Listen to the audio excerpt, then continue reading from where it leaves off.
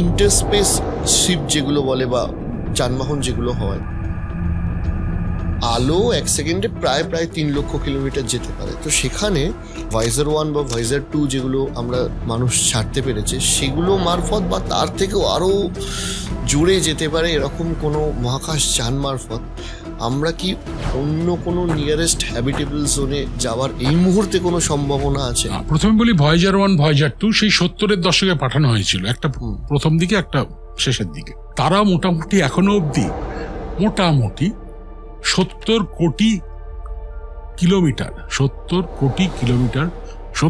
Kilometre দূরে, মোটামুটি তারও একটু দূরে চলে গেছে।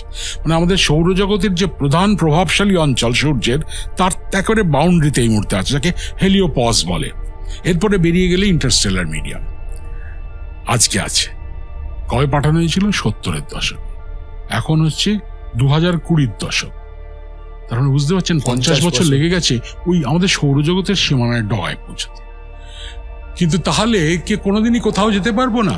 মুশকিল আছে। তার কারণ আমাদের সব থেকে কাছের তারা কত দূরে জানেন? 4.2 আলোকবর্ষ দূরে। এর নাম প্রক্সিমা সেন্টাউরি।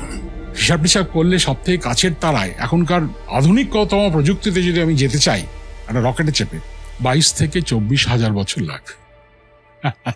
সম্ভব নয়।